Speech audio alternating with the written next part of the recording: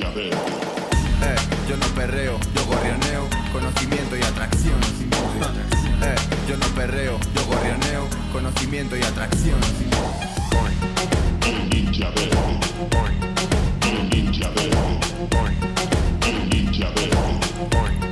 El ninja verde. El ninja verde.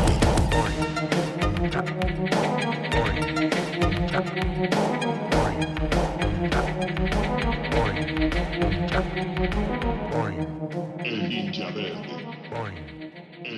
verde. Shikin Aramitsu Daikomyo, Ninjas Verdes. Aquí estamos una vez más en nuestra aldea, ese espacio creado para cultivar nuestro conocimiento sobre medio ambiente y aumentar nuestra conciencia ambiental. Todo ello para poder llevar una vida más verde al mismo tiempo que conseguimos que más gente se una a la causa. Si quieres que esta nuestra aldea cada vez tenga más ninjas verdes y llegue a más gente, no olvides darle me gusta al podcast y suscribirte en tu reproductor habitual, para que no te pierdas nada y nos ayudes a seguir generando contenido. Y en nuestro objetivo de convertir simples ciudadanos en ninjas verdes, esta vez vamos a hablar sobre incendios forestales. Y para ello hemos traído a la aldea al ninja José Manuel Vidal Cordero, licenciado en Biología y máster en Conservación, Gestión y Restauración de la Biodiversidad por la Universidad de Granada, y que actualmente está desarrollando su tesis doctoral sobre ecología del fuego en la Estación Biológica de Doñana, donde también trabaja en calidad de entomólogo en el proyecto Interreg CILIFO, Centro Ibérico para la Investigación y Lucha contra los Incendios Forestales. Su trayectoria investigadora se ha centrado en la disciplina de la entomología, especialmente la mirmecología. Mirmecología, para el que no lo sepa, es estudio de hormiguitas, que sobre esto hablaremos después. Y una de sus ambiciones como biólogo es la divulgación científica, en la que participa activamente y de la que podemos dar fe de ello. Buenas, José Manuel, bienvenido. Muchas gracias, es un placer estar aquí contigo, ninja.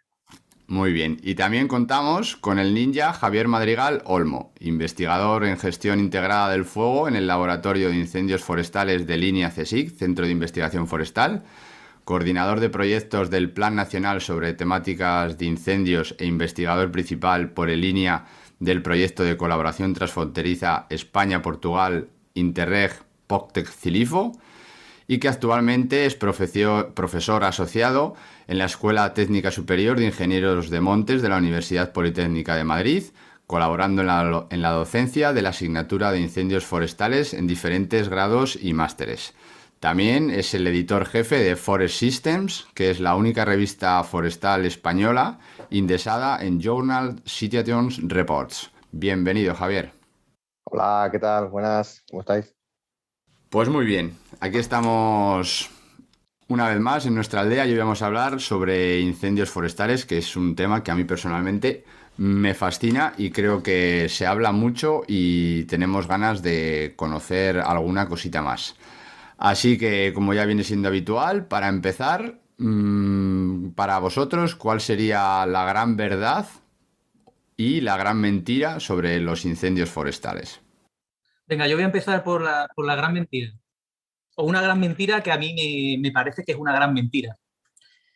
La gran mentira está asociada, desde mi punto de vista, al chiste al refrán, chiste, o como quieras llamarlo, que dice, niño, niño, no juegues con fuego, y fuego se quedó sin amigos.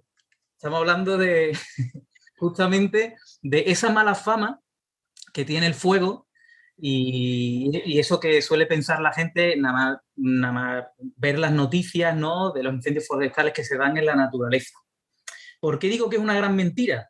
Porque si bien es una perturbación más, por supuesto, y si bien es verdad que muchas veces se dan unas catástrofes considerables y puede incluso afectarnos a nosotros y, en fin, es verdad que el fuego apareció en la Tierra muchísimo antes que nosotros. El fuego lleva, por decirlo, si me permites la expresión, ninja y Javier, conviviendo con la naturaleza desde hace millones de años, porque realmente ¿qué es lo que se necesita para tener fuego, ¿no? Pues una fuente de ignición, un combustible, es decir, algo que quemar, y oxígeno. Y eso realmente, para que se dé un incendio forestal, se traduce a tener biomasa, ¿no?, tener plantas, tener cierta disponibilidad hídrica y una ignición, que puede ser un volcán, que puede ser, ¿qué te digo yo? Puede ser un rayo, por ejemplo. Entonces, bueno, ¿cuándo aparecieron los primeros combustibles? ¿Cuándo apareció el oxígeno? Pues estamos hablando de hace 450 millones de años. Estamos hablando de la época silúrica, ¿no? Cuando aparecieron las plantas. Hay registros de carbón fósil que nos demuestra perfectamente cómo ya existieron incendios en esa época, ¿no? Y más concretamente también registros de carbón fósiles ya más desarrollados del Carbonífero. ¿Qué quiero decirte con esto?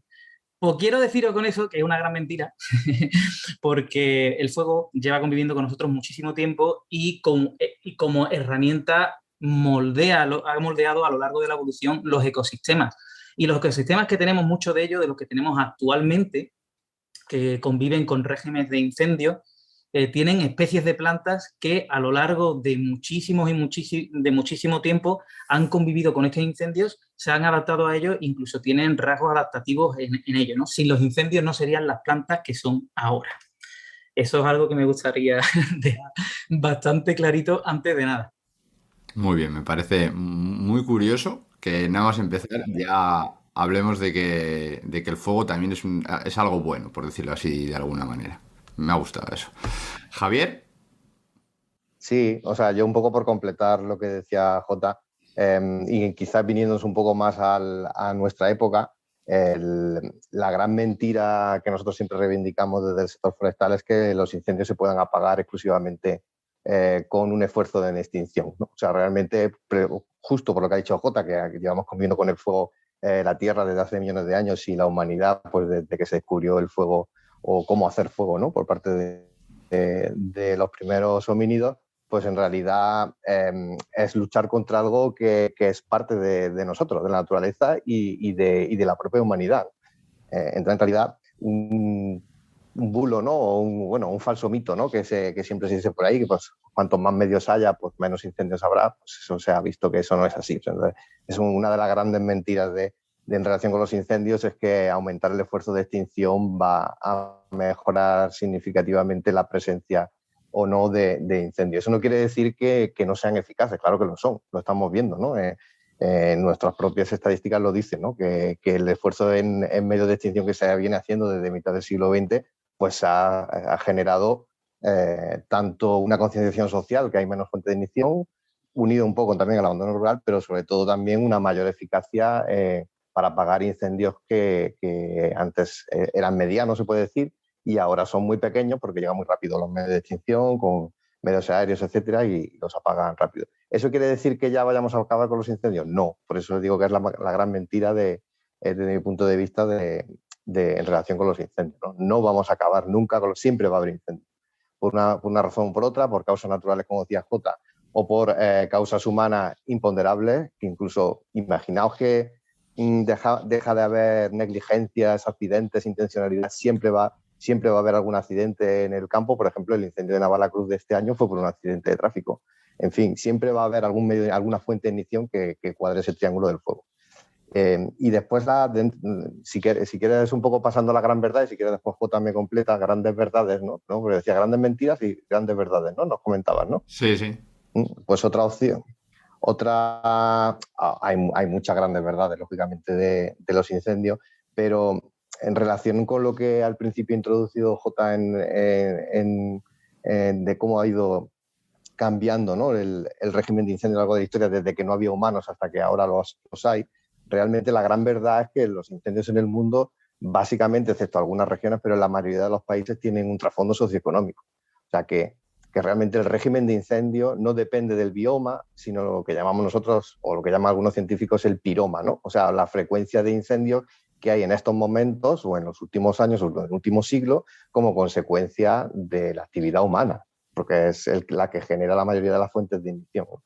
Entonces, esa es una de las grandes verdades que tenemos que asumir, que la problemática de los incendios, es que hay problemas, hay sitios donde hay incendios y no es un problema, pues actualmente sí que parece que lo vivimos como un problema, depende en gran medida de la estructura socioeconómica del país, de la región, de la comarca, etcétera, donde se produzcan esos incendios. Eso es una gran verdad que hay que asumirla y que hay que, de alguna forma, compatibilizar ese régimen de incendios que depende de la socioeconomía con el que están dispuestos a soportar nuestros ecosistemas, que están adaptados generalmente a un régimen de incendios diferente, porque tienen adaptaciones que tardan más miles de años en conseguirlas, ¿no? Hay excepciones también, pero en general ese es el desacople que hay, ¿no?, entre los piromas y los biomas, ¿no? Tenemos regímenes de incendios actuales que son diferentes a los que algunas de nuestras plantas están acostumbradas. Cuando eso se consigue acoplar, pues tenemos ahí unos ecosistemas que se autorregeneran, ¿no?, después de los incendios.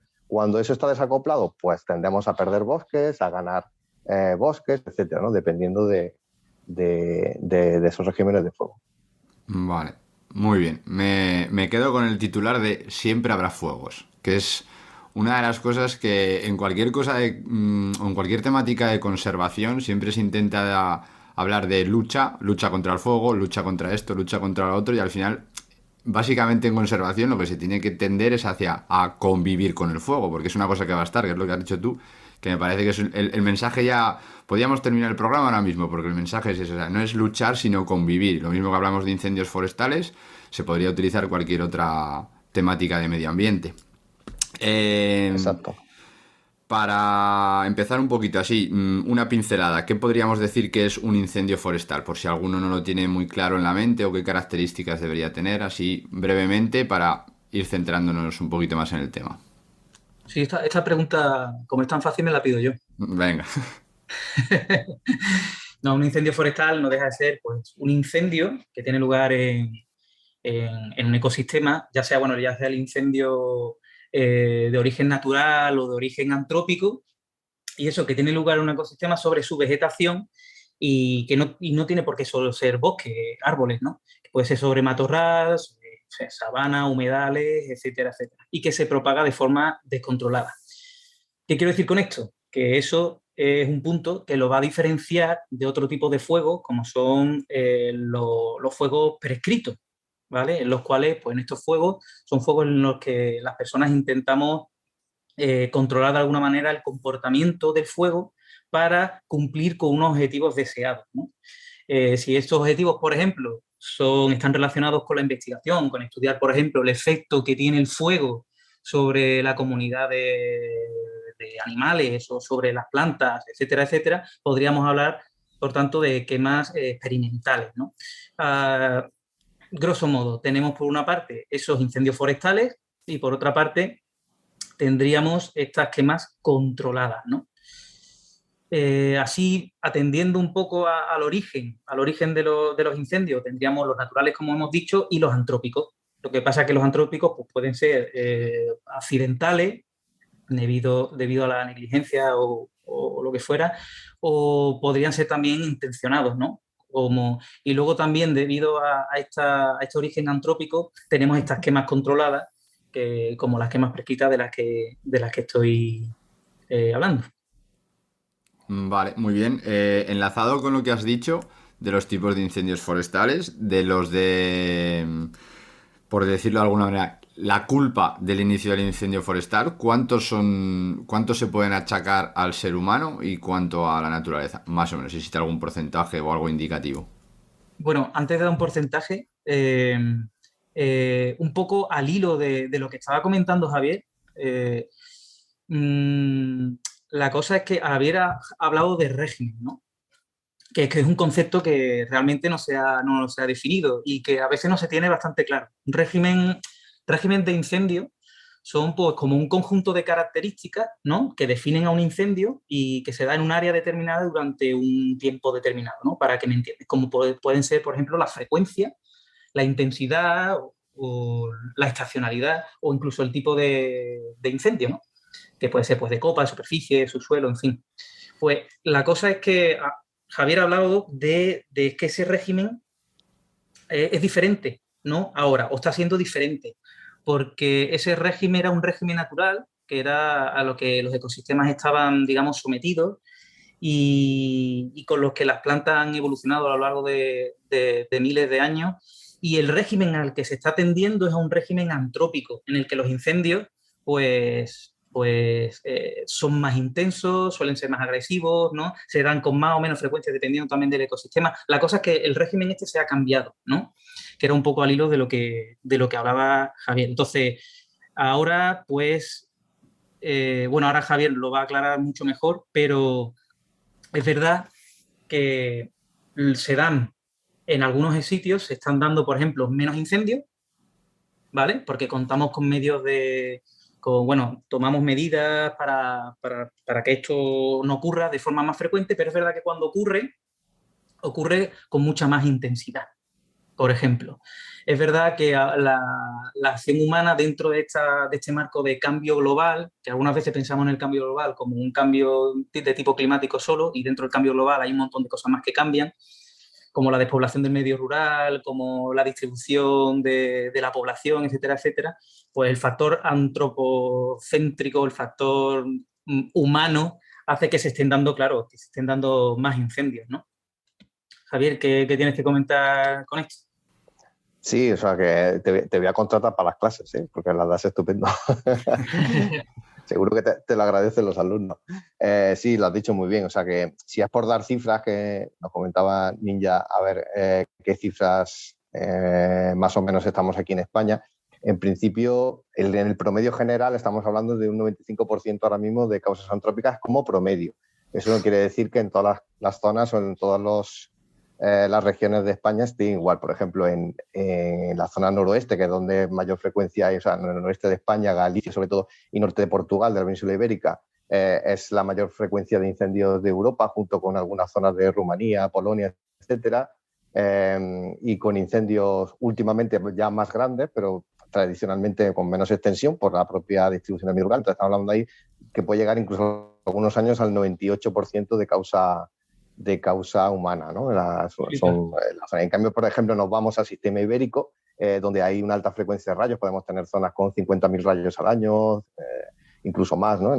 Que muchos de ellos se convierten en incendios y estamos hablando ahí ya de en torno al 20-25% en algunas comarcas de causa natural, y el resto causa humana. O sea que depende mucho de la zona. Entonces, en el promedio, cuando siempre se habla en cifra, en promedio, pues el promedio es entre el 90 y 95% son causa humana y el 5% causa natural, que en el caso general de la península ibérica, pues en el caso, bueno, en general no, en todos los casos es el rayo y curiosamente hemos tenido otro de las causas naturales que sería el vulcanismo, muy cercanas, en el caso de la isla de La Palma, que justo en esa zona no, había bosques, pero no han generado incendios de importancia, han sido más. Se han muerto bueno, no se han muerto, se ha muerto la parte aérea. Después esos pinos rebrotarán, muchos de ellos, algunos habrán muerto, pero el pino canario tiene esa facultad de regenerar bien después de incendio, en este caso porque se ha adaptado precisamente a esas erupciones volcánicas, ¿no? A lo largo de milenios, ¿no? Entonces, sí, estamos en porcentaje, que es la pregunta inicial, anda por ahí, ¿no? Son de promedio 95, pero hay zonas donde están el 20% de causa natural y subiendo, porque no hay población y en cambio el cambio climático está generando más frecuencia de rayos y junto al abandono rural pues está generando más incendios de rayos que hace unos pocos años, ¿no? Que de mitad del siglo XX. Vale, me parece curioso el dato ese, que dependiendo de las zonas, porque muchas veces cuando hablamos de porcentajes totales, cuando te lo dicen así en los medios, te dicen el 95%, pero que dependiendo en qué zonas esos porcentajes cambien, me parece bastante curioso. Y luego un poco con lo que ha dicho Jota también, que en lo que sería el histórico de incendios forestales, lo que vosotros llamáis el régimen, pues ha ido cambiando de una forma más natural a una forma más antrópica, o sea, más del ser humano, por todos los condicionantes que se están dando actualmente.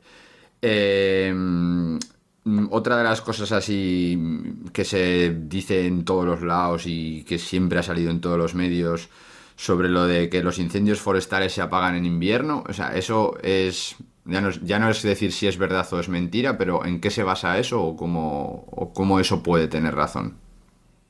Vale, pues tiene una parte, como todas las cosas que tengan que ver con incendios forestales, no hay respuestas simples para problemas complejos. Eso es un problema que tenemos a la hora de comunicar cualquier cuestión que tenga que ver con los incendios. O sea, no hay respuestas sencillas a problemas que, como decíamos al principio, tienen base socioeconómica fuerte y pueden depender incluso de problemas locales, ¿no? Ni siquiera extensibles a todo el territorio.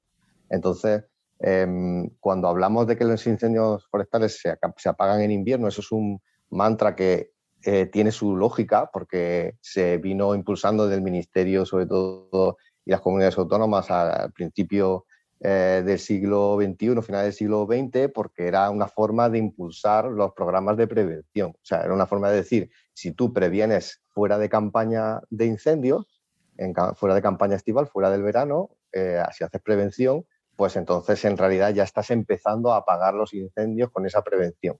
¿En qué consiste la prevención de incendios? Pues generalmente en reducir esa carga de combustible que estamos diciendo que completa el triángulo del fuego. Si estamos diciendo que hace falta combustible, oxígeno y fuente de calor, pues si reducimos uno de los vértices del triángulo, que es el combustible, y el combustible disponible, no cualquier combustible, sino el que está disponible a arder, que son normalmente las partes finas de las plantas, el material finito de las plantas, las ramillas terminales, las acículas de los árboles en el caso del arbolado, etcétera, ¿no? Estaremos contribuyendo a que esos incendios, si se producen, sean menos intensos, menos severos, más fáciles de apagar, etcétera. Eso es lo que hablamos cuando hablamos de apagar los incendios en invierno, ¿vale? Ese es el concepto. Que ahora la cosa esté cambiando, pues eso es lo que hay discusión al respecto. O sea, hay gente que piensa que ese término o ese eslogan lo podemos mantener y hay otras personas que piensan que ese eslogan está ya pasado de moda. Hay una fecha un poco crítica, que es a partir de la cual ya empezamos a ver los efectos del cambio climático, que son reales, que no son futuros, y entonces empezamos a hablar de que los incendios se apagan todo el año. O sea, que todo el año se pueden hacer labores eficaces, tanto en prevención como en extinción, para mejorar pues nuestra eficacia a la hora de enfrentarnos a los incendios o reducir sus efectos negativos, ¿no? Eso es un poco... Ahora mismo hay una tendencia general a intentar eludir ya ese mantra de los incendios se apagan en invierno, aunque sigue siendo vigente, y dando importancia a todo el proceso, o sea, prevención, extinción y restauración. Entonces, realmente los incendios, incluso nosotros ya empezamos a decir que se apagan en el momento que empiezas a regenerar la masa. O sea, si llevamos ya en un plazo más largo, ¿no? de decenios o incluso de cientos de años, ya podemos empezar a decir que podemos ayudar al ecosistema a regenerarse mejor cuando vaya a producirse un incendio en esa zona. Entonces, las fases de restauración vamos a intentar proponer cosas que ayuden a regenerarse a ese sistema forestal a largo plazo, porque tenemos la seguridad de que en algún momento se va a quemar. Esa es un poco la diferencia de concepto de convivir con el fuego que comentábamos al principio, ¿no? Si tú asumes que esa zona se va a volver a quemar, pues entonces vas a tomar decisiones diferentes de si asumes que la quieres proteger a toda costa, ¿no? De que haya un incendio. Entonces, ahora mismo la tendencia un poco filosófica, si quieres llamarla así, o desde un punto de vista de planteamiento científico-técnico en el campo de forestal es ese, ¿no? Es asumir que vas a convivir con los incendios, entonces tú tienes que asumir que en parte de lo que llamamos nosotros el turno de la masa o el periodo de regeneración de la masa va a haber algún incendio, ¿vale? Eso es entonces, espero que se haya entendido. O sea, el concepto de los incendios se apagan en invierno es verdad, existen, pero se está extendiendo ahora mismo en los últimos años ese eslogan a decir los incendios se apagan todo el año. Vale. Jota, ¿quieres añadir algo? Pues la verdad que Javier lo ha explicado perfectamente, vamos, incluso ha pasado por encima incluso de las distintas técnicas de gestión, ¿no? De paisajes inflamables, ¿no? Las de antes, ¿no? Como he hablado, las de durante de la extinción y las de después, ¿no? Con la restauración.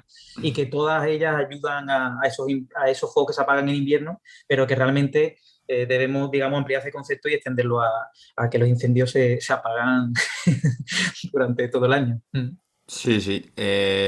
A mí lo que me llamó la atención es que dentro del incendio forestal también habéis catalogado o habéis incluido la parte de restauración, que yo creo que es algo que normalmente se deja fuera. O sea, por decirlo en términos de televisión, el fuego termina cuando no sale en la tele. O sea, una vez que ya está extinto, ahí ya se termina el fuego. Y que se incluya también la parte de restauración me parece muy interesante, porque también lo podemos un poquito enlazar con que en los incendios forestales lo que importa de verdad es la gestión. O sea, no solo la extinción y la prevención, sino la gestión en global, que incluiría también la parte de la restauración.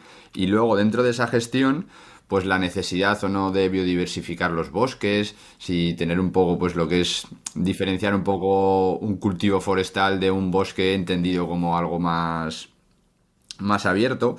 Y entonces me gustaría un poco que me hablaseis sobre la importancia de la gestión forestal para prevenir, para extinguir y para restaurar los incendios. Ahora que ya hemos aprendido que también entra la fase de restauración, ¿cómo la gestión forestal tiene que influir en todo esto? Vale, yo si quiere doy algunas pinceladas y luego le dejo paso a Javier, que seguro que nos mete en vereda en mucha más profundidad. Pero básicamente, como he dicho antes también, en estas técnicas que son utilizadas para la gestión de estos paisajes que son propensos a incendios forestales, pues las actuaciones van encaminadas no solamente a extinguir los incendios, que es lo que la gente conoce, ¿no? Por medio de las noticias. La llama de 4 metros y el bombero ahí echando, echando agua como si no hubiera un mañana. No, sino que hay actuaciones que se hacen antes, que son ni más ni menos que esa gestión del paisaje y sobre todo del combustible, como estaba comentando Javier también, ¿no? Esa retirada mediante quema o como sea, pues de la pinaza, de la carga muerta, como decían los compañeros del Infoca, ¿no? Los aclareos que se hacen en esos bosques, bueno, más que bosques, cultivos de árboles homogéneos, ¿no? O incluso técnicas como el pastoreo, que eso también se utiliza. Toda esta serie de actuaciones que se hace con objeto de prevenir incendios, ¿no? El durante ya lo conocemos todos, esas actuaciones relacionadas con la extinción del fuego una vez que ha sido originado y la de después, que como bien ha dicho Javier, también es una forma de prevenir y es restaurando esos ecosistemas que han sido degradados, ¿no? Algunas de las actuaciones que se pueden dar pues son, por ejemplo, la aplicación de estructuras para retener el suelo y evitar la erosión, ¿no? Se hacen acordonamientos de las zonas con troncos, con ramas, también se hace en ocasiones siembra de herbáceas, eso también ayuda a retener el suelo, plantar especies, muy importante, que sean autóctonas y en un mosaico biodiverso, no monocultivos de algo, especies autóctonas porque probablemente esas especies autóctonas sean resistentes o resilientes a la zona donde estamos, donde se producen los incendios.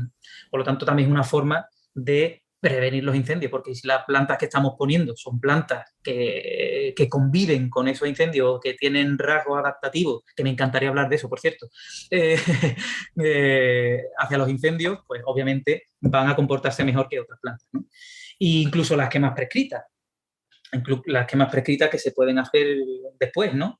La restauración de los ecosistemas degradados, que también nos van a ayudar a prevenir de que venga otro incendio y arrase en los primeros periodos de recuperación, ¿no? del ecosistema.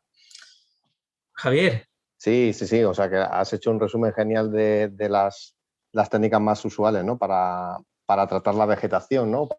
Para gestionar la vegetación tanto en prevención como en restauración. Y si acaso ya por añadir, por no reiterar más o por no ser demasiado pesado, pues o sea, yo destacaría la parte de gestión lo que en silvicultura o en gestión forestal o en ingeniería forestal en general se habla de planificación espaciotemporal. O sea, todos estos tratamientos evidentemente no se hacen por capricho en cualquier sitio, sino que eso se tiene que hacer mediante un estudio previo del medio, etcétera, y saber dónde se tienen que hacer más adecuadamente. Por lo tanto, hace falta una planificación espaciotemporal que permita, o sea, lo ideal sería que estuviera dentro de la gestión ordenada de las masas y que permitiera ese paisaje mosaico tan deseado que siempre reivindicamos desde el ámbito forestal y que lo estamos perdiendo precisamente por falta de gestión en el territorio, fundamentalmente por cambios de usos y abandono rural, en el caso sobre todo de los países industrializados, ¿no? En el caso de España en particular, ¿no? Entonces, simplemente comentar que esa prevención de incendios se tiene que hacer a escala de paisaje y se tiene que hacer coordinadamente con los aprovechamientos que se tengan en ese paisaje, ¿no? Ya sea la madera, los frutos, el tema de hongos, por supuesto aprovechamiento energético, por ejemplo, de la biomasa en el caso de que hubiera suficiente biomasa para ello, etcétera, ¿no? Realmente lo que tenemos que intentar orientar la gestión es para que sea compatible los beneficios socioeconómicos de la zona con los beneficios ambientales que ello produce. Si eso vamos confluyendo, además, hacia un paisaje que sea resiliente a esos incendios, o sea, que asumir que aunque pase ahí un incendio se va a regenerar bien la zona y va razonablemente a recuperar el sistema, o al menos las funciones fundamentales del sistema, sino un ecosistema igual, por lo menos que las funciones sistemáticas sean similares, pues entonces habremos dado en la diana. ¿Cuál es el problema ahora mismo que nos encontramos? Que tenemos grandes riesgos a que eso no ocurra en muchas zonas de nuestro territorio. O sea, que confluyan todos esos factores ahora mismo es complicado, y por eso esa reivindicación del paisaje o de la socioecología, ¿no?, que hablan algunos autores, ¿no?, de que realmente haya un acoplamiento, una coordinación real entre lo que hacemos a nivel socioeconómico en aprovechamiento y gestión del monte y lo que nos pide ecológicamente nuestros ecosistemas, ¿no?, en función de la socioeconomía de la zona. Entonces, es un poco huir del ideal de ecosistema que pudiera ser, a lo mejor, idealmente necesario ahí desde un punto de vista ecológico, sino adaptarnos a lo que socioeconómicamente tenemos en esa zona. Eso es lo que se considera una gestión forestal multifuncional, gestión forestal adaptativa, etcétera, ¿no?, que palíe todas estas cuestiones de cambio climático, incluidas, ¿no?, los efectos negativos de los incendios, y eso, claro, es la panacea.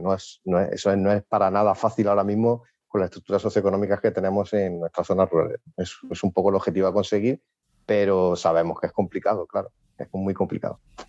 Bueno, pues ahí tenemos el objetivo. Entonces, por lo que he entendido yo, también es un poco empezar a diferenciar lo que sería cuando se habla de cultivo forestal y ver un pinar en el que tú lo que quieres es simplemente producción de leña, y obviamente pues es un bosque o un monte entendido como tal, y también diferenciarlo del monte o el bosque entendido como elemento más biodiverso que se podría generar pues naturalmente, o renaturalizarlo de alguna manera, para que al final todo, o sea un mosaico en el que el incendio o los incendios puedan entrar y desarrollarse de la manera más natural posible.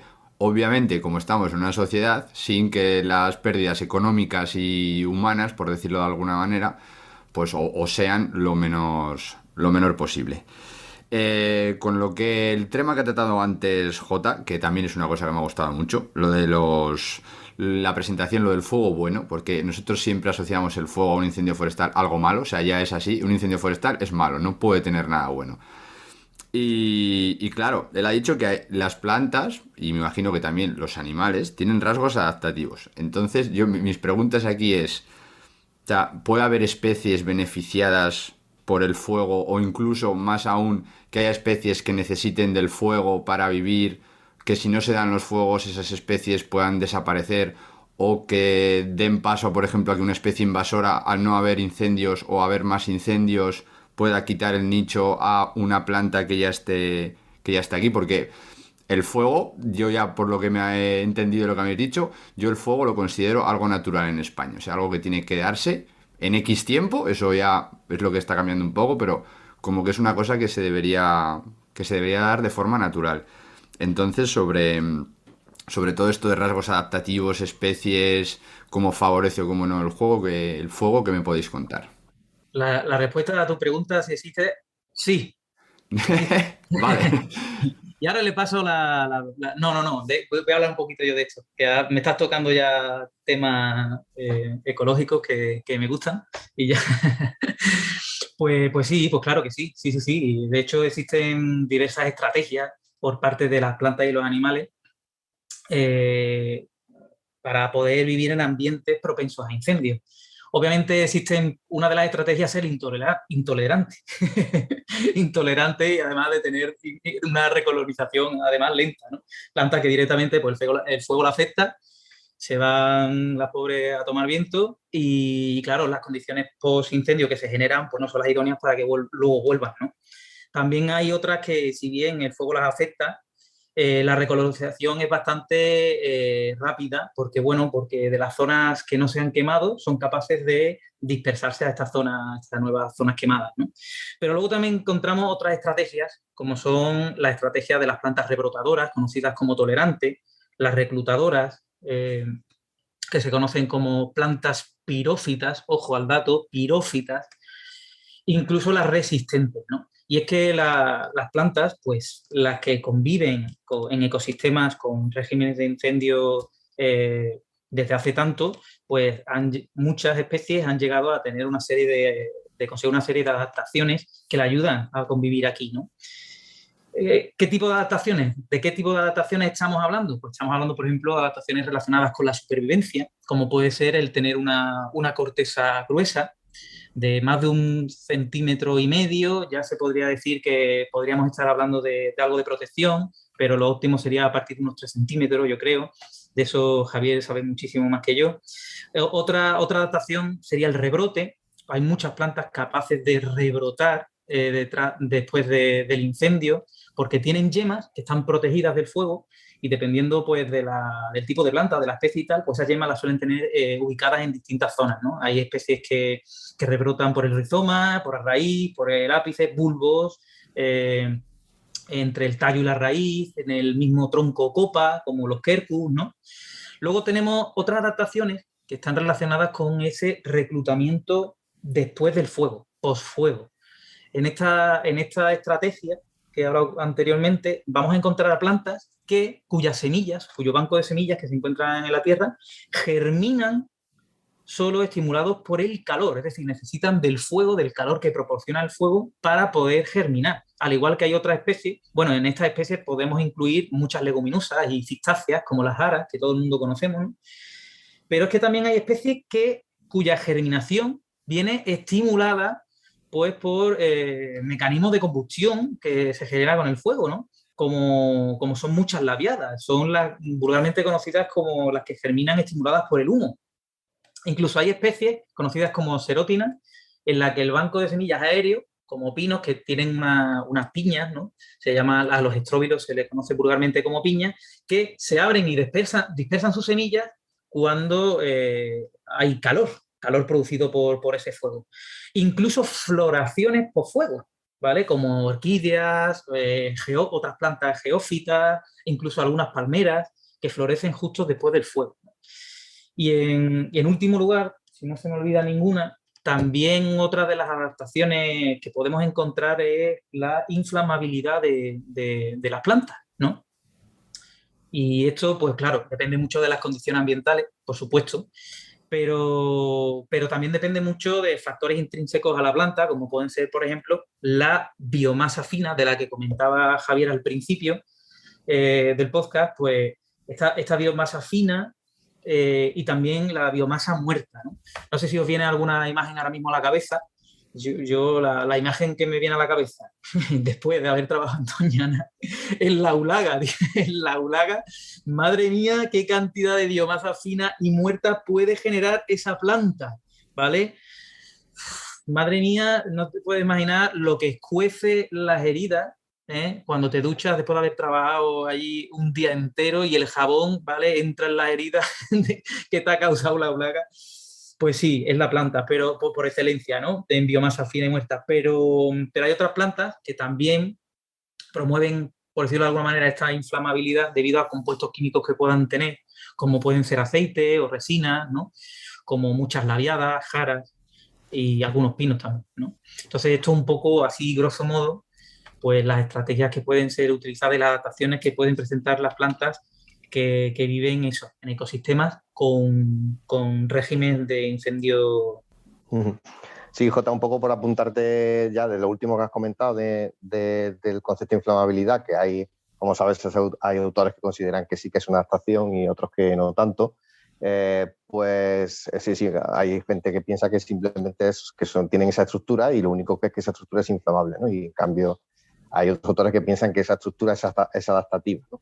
Que realmente es una consecuencia de una adaptación a regímenes de fuego frecuentes, que lo que hace es que, claro, si una planta es más inflamable que su vecina, pues cuando hay un incendio va a generar alta intensidad y entonces va después a regenerar con más eficacia que sus competidoras, ¿no?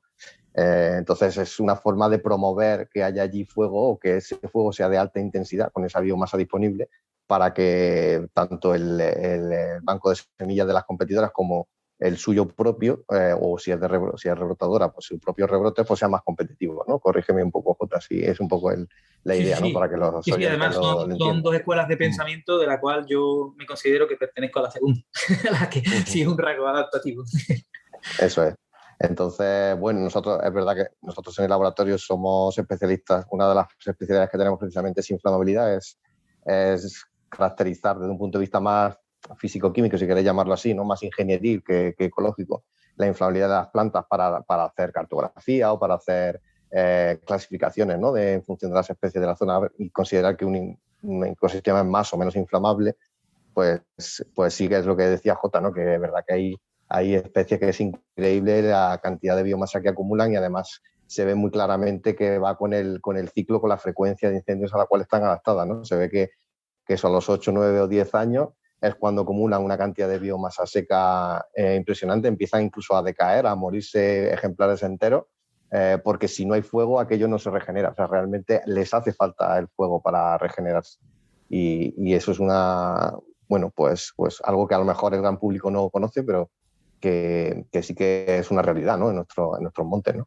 Después también comentar que gran parte de estas adaptaciones son un poco lo que llaman también los ecólogos de apostar a todas las cartas, ¿no? O sea, hay algunas que son específicas para el fuego, pero hay otras que les valen para otras cosas, ¿no? Por ejemplo, el tema del rebrote, pues les vale también para cuando les ramonean una planta, el ganado doméstico, silvestre, etcétera, ¿no? Han sido adaptaciones a lo largo de los siglos, de los milenios, para que esas plantas puedan regenerar bien ante cualquier perturbación, ¿no? No solamente el fuego, pero en el caso de las plantas mediterráneas, pues el fuego ha sido una de las cuestiones importantes. Una cosa quizás, no sé si lo has dicho, a lo mejor se me ha escapado, en cuanto a adaptaciones, es el porte monopódico que llamamos nosotros, sobre todo especies que tengan muy altas, ¿no? O sea, especies que sean muy altas, pues lógicamente están adaptadas, puede ser otras adaptaciones también a otras cosas, pero es muy frecuente que especies que sean o que muy pronto adquieran el porte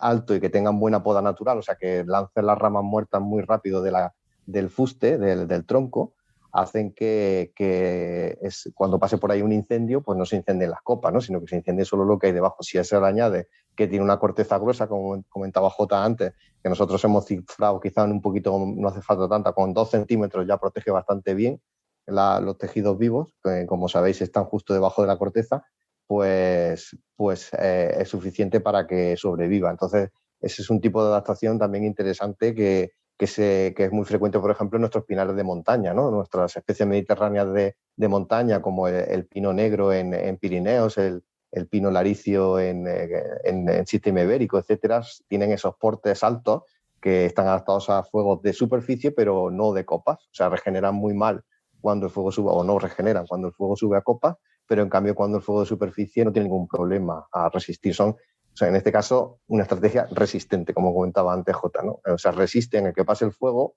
pero regeneran muy mal después del fuego en el caso que les afecte a los tejidos vivos, ¿no?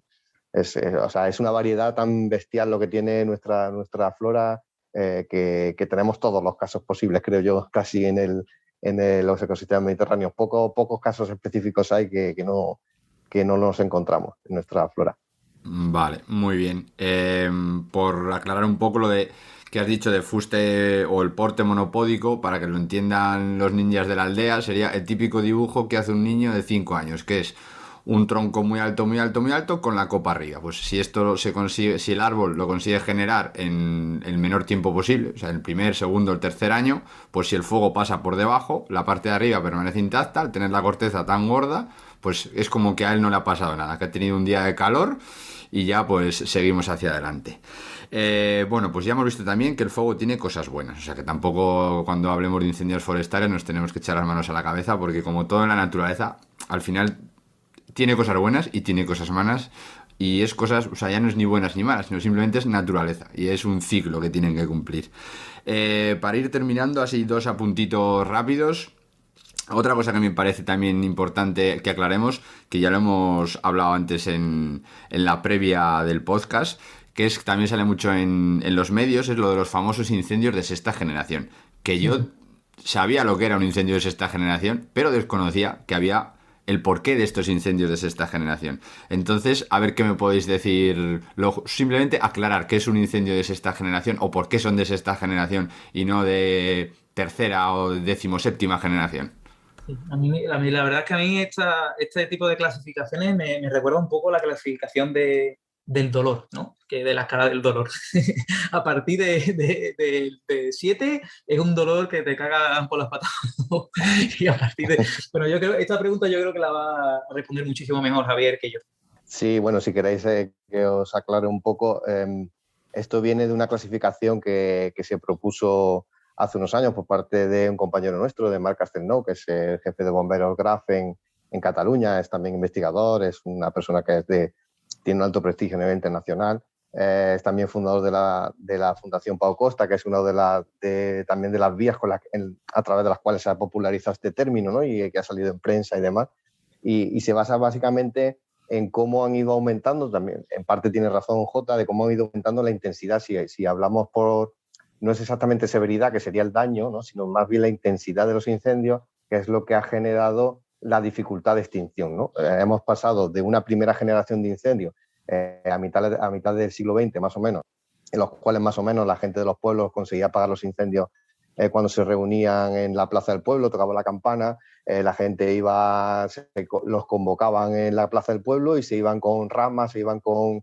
azadas y demás, intentaban controlar el fuego en la medida que podían, ¿no? Esa sería una primera generación de incendios en las cuales realmente no había medios de extinción o eran muy escasos, ¿no?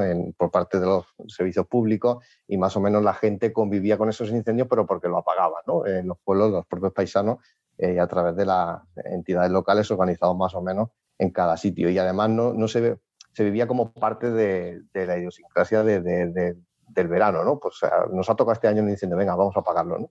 Que no se nos meta en nuestras fincas o en nuestras zonas de trabajo, ¿no?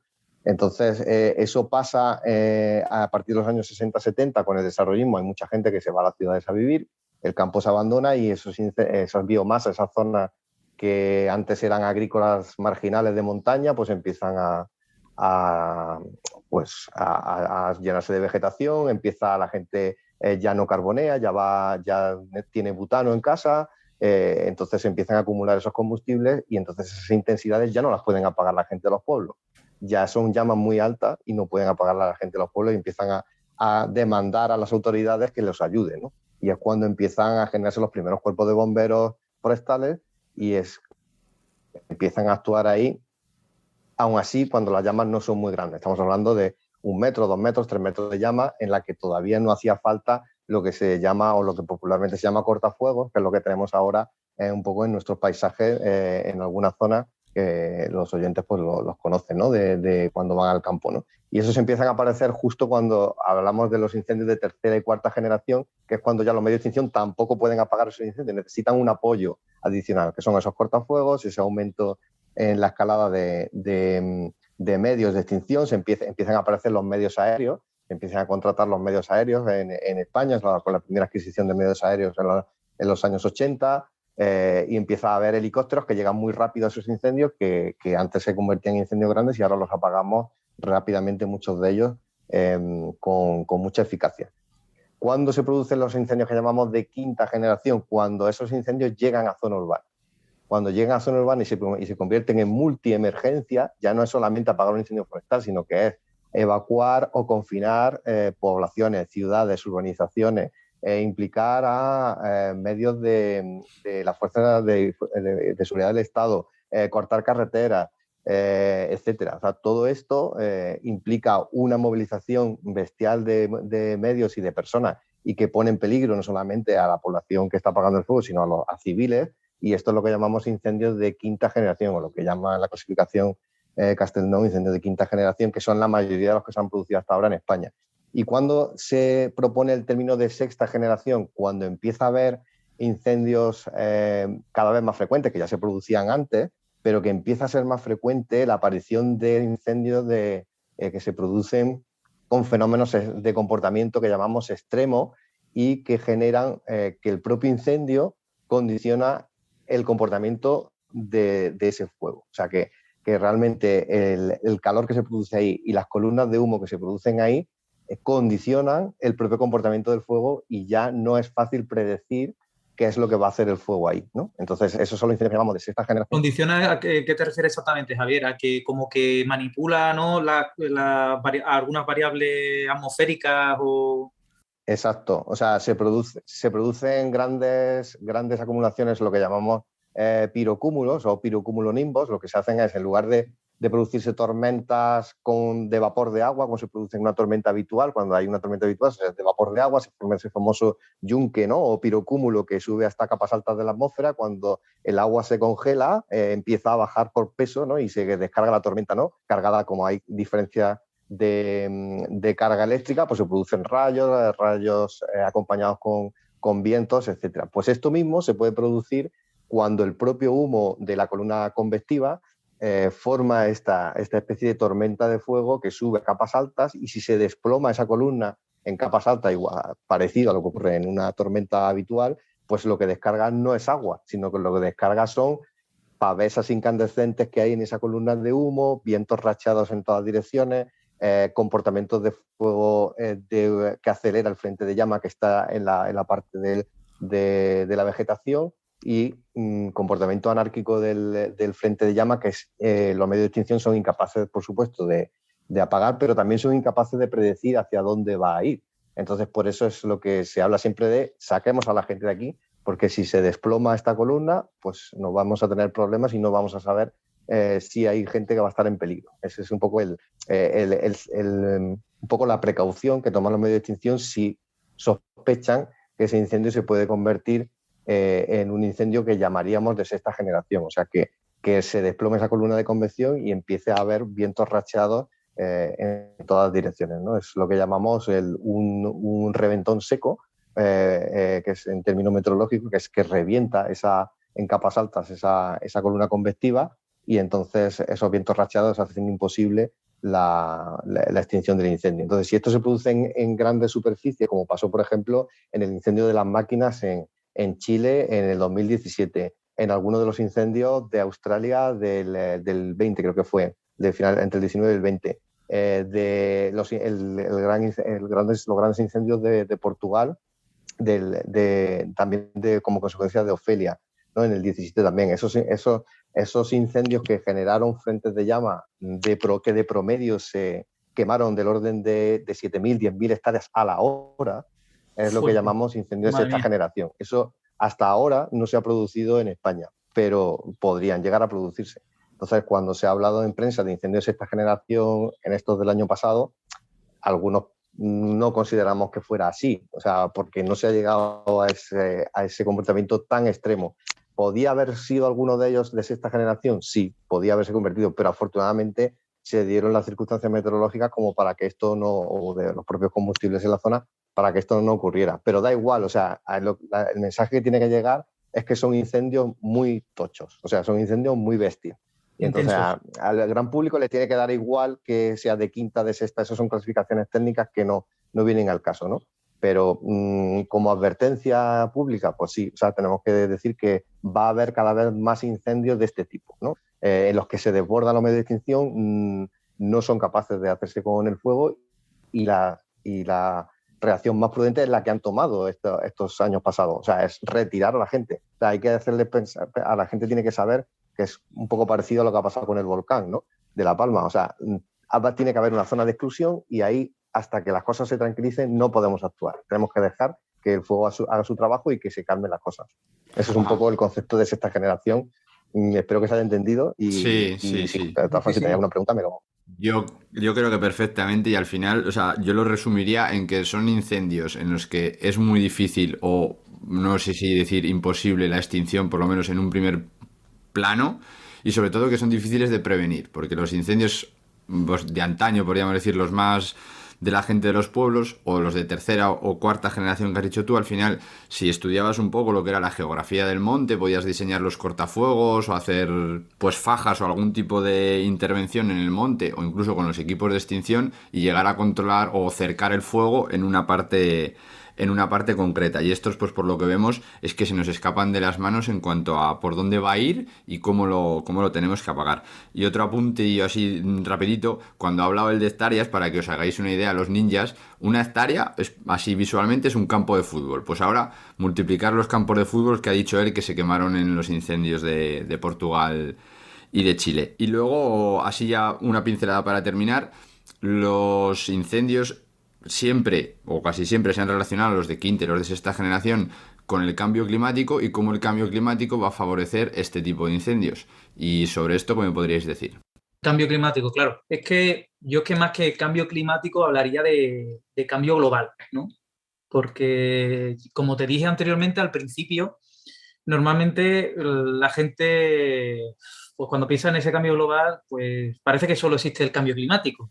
No te diga que sea menos importante ni muchísimo menos, pero el cambio climático es un factor más dentro de todo lo que puede llegar a promover los incendios forestales en un futuro próximo, ¿no? Entonces, dentro de este cambio global, pues creo que lo comenté también, el mismo cambio de densidad y distribución de la población, pues hace también que aumente el índice de incendios, ¿no? En la zona mediterránea, por ejemplo, cada vez se dan más casos de migración, de extranjeros que vienen a vivir porque se vive muy bien en el Mediterráneo, y ese aumento de la población, obviamente, pues va a aumentar los incendios, ya sean tanto accidentales como provocados, ¿no? Pero el abandono rural, por ejemplo, desde la industrialización, etcétera, etcétera, creo que Javier también comentó un poco acerca de esto, pues también ha hecho mucho daño, entre comillas, ¿no? Porque, claro, la gran cantidad de combustible con el que se está quedando los ecosistemas, pues también es un factor a tener en cuenta, ¿no? Esto es comida para el fuego, ¿no? Antes se gestionaba de una manera, ahora se está abandonando y se está dejando ese combustible ahí. O la misma de deforestación y fragmentación, que también entra dentro de este cambio global, ¿no? Esta pues, puede ser bastante crucial pues, en aquellos ecosistemas que son forestales, que son densos, que son húmedos. Pues claro, deforestación y fragmentación en este tipo de ecosistemas, generando pues ventanas grandes abiertas, sitios clareados donde pues también va a favorecer la aparición de incendios, al igual que los cambios de gestión. Pues creo que Ninja, tú estabas comentando antes, ¿no? Algo acerca de eso, de plantar, pero con especies autóctonas, no con especies alóctonas, ¿no? Por ejemplo, pues eso, ¿no? Las plantaciones con especies exóticas, alóctonas, o las plantaciones en zonas sin árboles homogéneas, en fin, este tipo de cambios también en la gestión, pues también van a favorecer la aparición de incendios. Las invasiones biológicas también, obviamente hay plantas que van a hacer mella de esta forma también. Incluso el aumento, que eso ya estaría ya relacionado con el cambio climático, ese aumento en el dióxido de carbono, pues bueno, se ha demostrado cómo en ecosistemas donde el agua es un factor limitante, pues este aumento de dióxido de carbono hace que también aumente la productividad. Y a fin de cuentas, pues eso, combustible también para que arda. ¿Tienes que añadir algo, Javier? Sí, nada, no, o sea, lo has dicho muy bien, o sea, que realmente es el cambio global, ¿no? Lo que tiene que quedarse un poco de mensaje, que la gente piense que no todo es cambio climático, y como comentaba también al principio, la introducción, cuando nos hablaba de las grandes verdades y mentiras de los incendios, como comentaba, los incendios es un problema socioeconómico complejo, no es un problema, o sea, lo que nosotros vemos es cuando se produce un incendio, que es la llama o las plantas ardiendo, o bueno, si llegan al caso de los de quinta generación, incluso las casas ardiendo, no es un síntoma de un problema que viene gestándose desde hace decenas de años, ¿no? O sea, que es lo que estamos diciendo, que es un problema socioeconómico, y como tal, pues es parte de lo que llamamos cambio global, o sea, en el que se combina el cambio climático con los cambios de uso del suelo, los cambios de usos y aprovechamientos forestales, y en el caso de la península ibérica generalmente se relaciona más con el abandono rural, ¿no? Y en el caso de las urbanizaciones, pues el aumento puntual en esas zonas, como decía Jota, de urbanizaciones en zonas forestales, en zonas donde antes no había, ¿no? Entonces, el tema de los incendios de esta generación y el cambio climático es que hay más probabilidad de que confluyan todos los factores a partir del cual se pueden producir estos fenómenos, ¿no? Porque si tú no tienes combustible suficiente para quemar, no se van a generar esos pirocúmulos que comentaba antes. Y si tú no tienes cambio climático por el cual se produzcan grandes alteraciones de la estabilidad atmosférica y la inestabilidad atmosférica en este caso, que propicien esas situaciones, tampoco tendrías incendios de sexta generación. Entonces, la combinación de ambas cosas es lo que genera esos grandes incendios. Por eso tenemos que incidir ahí, ¿no? O sea, que no todo es cambio climático. En el caso de puntualmente sí puede haber un efecto de cambio climático, pero no porque en ese incendio concreto haya influido el cambio climático, sino porque hay una tendencia, cuando hablamos de cambio climático siempre hay una tendencia a que esos fenómenos se vayan a repetir con más frecuencia. Entonces, si hay más frecuencia de fenómenos de inestabilidad atmosférica durante la temporada de verano y en algún momento se produce un incendio con grandes acumulaciones de combustible, vamos a tener más probabilidad de que se produzca un incendio de sexta generación. ¿Dónde cortamos el hilo? O sea, ¿dónde interrumpimos ese círculo vicioso? No nos queda otra, solo podemos actuar sobre los combustibles. No nos queda otra. Evidentemente, el cambio climático, todos a nivel particular podemos hacer cosas. Y a nivel de Estado se están intentando hacer cosas. Pero a corto plazo solo podemos ir sobre la gestión de esos combustibles. Y por eso es lo que, de alguna forma, orientamos nuestra investigación y nuestras actuaciones hacia esa vía. Muy bien, perfecto. Hoy nos hemos ido un poquito más del horario que normalmente tenemos en el podcast, pero el programa de hoy me ha parecido súper interesante y yo creo que daba para hablar muchísimo más, pero vamos a ir ya terminando. Normalmente el programa termina con otra pregunta, que es ¿qué podrían hacer los ninjas para evitar o mejorar los incendios forestales en general? Pero yo creo que la podríamos también, como es algo un poco más de gestión, por decirlo, que al final pues un ninja para evitar los fuegos, pues hombre, pues yo creo que es lo típico de no tirar las colillas, pues igual si tienes una parcela forestal, pues mantenerla un poco más cuidada.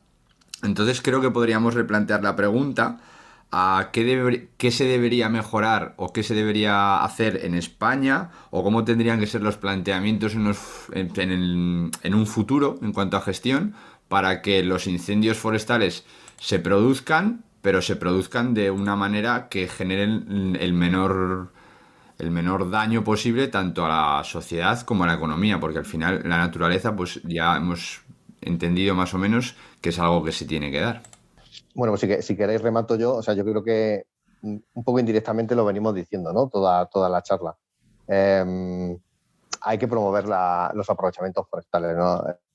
No hay otra. O sea, los aprovechamientos extensivos son lo único que nos puede salvar de gestionar medianamente bien el territorio en grandes superficies, como para frenar de alguna forma la incidencia de sus incendios.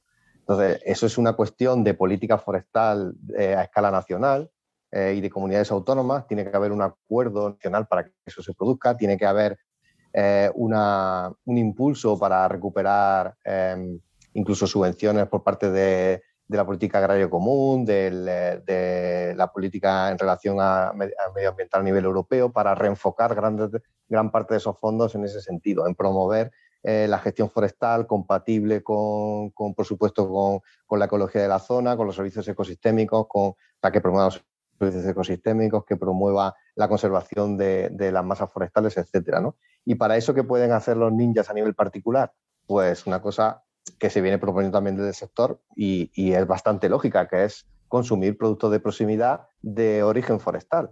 Consuma usted piñón español de zonas forestales, consuma usted setas de productos de zonas forestales, consuma usted cabrito, lechazo, etcétera, de ganadería extensiva de productos forestales, consuma usted cerdo de dehesas, consuma usted madera certificada FSC o PF, o sea, que se fije en todos los productos que compren que tenga madera o papel que vengan de productos certificados. En general, en España o en Europa en general, todos tienen que ser certificados. Si no son productos europeos, que se fijen en la etiqueta que tenga certificación. O sea, todo eso va a contribuir a nivel particular para mejorar se puede decir, en nuestro ámbito rural y que haya demanda de productos forestales que permitan eso, ¿no? Entonces, por ejemplo, también hay un campo ahora mismo que se está promoviendo bastante, que es el tema de las resinas.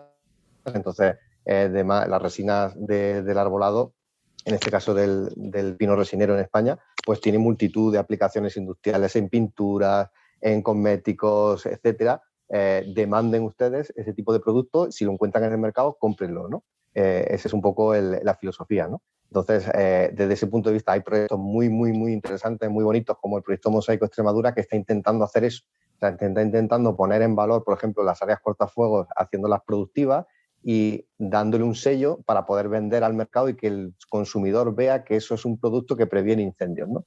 Entonces, ¿por qué? Porque está promoviendo esa ganadería extensiva que estamos diciendo, esa agricultura de montaña de alta calidad, esos productos forestales de proximidad, etcétera. Entonces, eso a nivel, o sea, hay tanto labor institucional, como decía al principio, como particular por parte de todos los ciudadanos que podemos contribuir a este tema.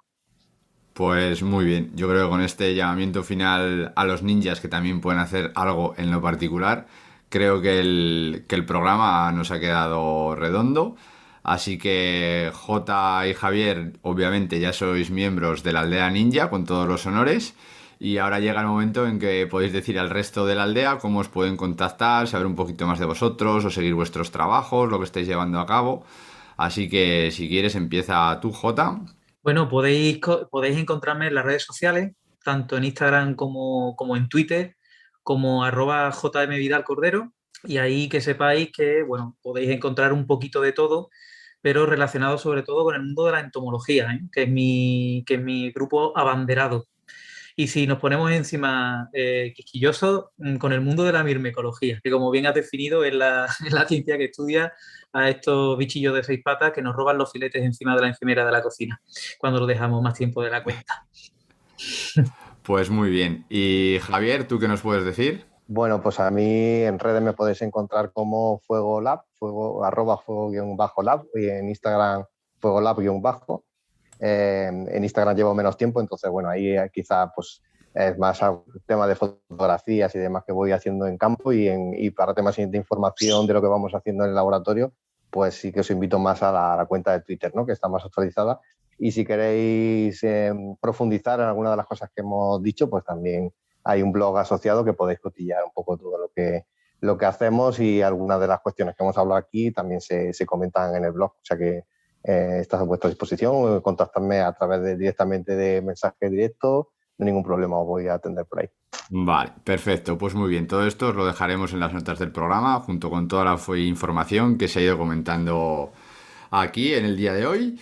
Y hasta aquí nuestra aldea de hoy. Os animamos a que os suscribáis al podcast si os ha gustado y le deis toda la difusión posible. Esperamos vuestras opiniones, comentarios, ideas, nuevas propuestas o sugerencias para futuros capítulos y que podéis facilitarnos a través de nuestras redes sociales. Solo tenéis que buscar la capucha verde y encontrar al Ninja Verde tanto en Facebook como en Instagram como en Twitter, o directamente nos podéis escribir un email al ninjaverdea@gmail.com.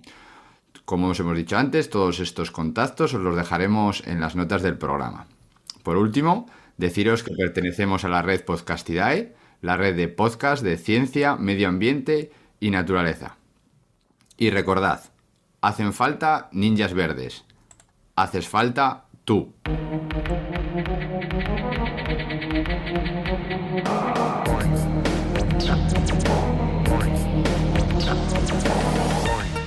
El ninja verde. El ninja verde. El ninja verde. El ninja verde. Yo no perreo, yo gorrioneo, conocimiento y atracción. Yo no perreo, yo gorrioneo, conocimiento y atracción. El ninja verde. El ninja verde. El ninja verde. El ninja verde.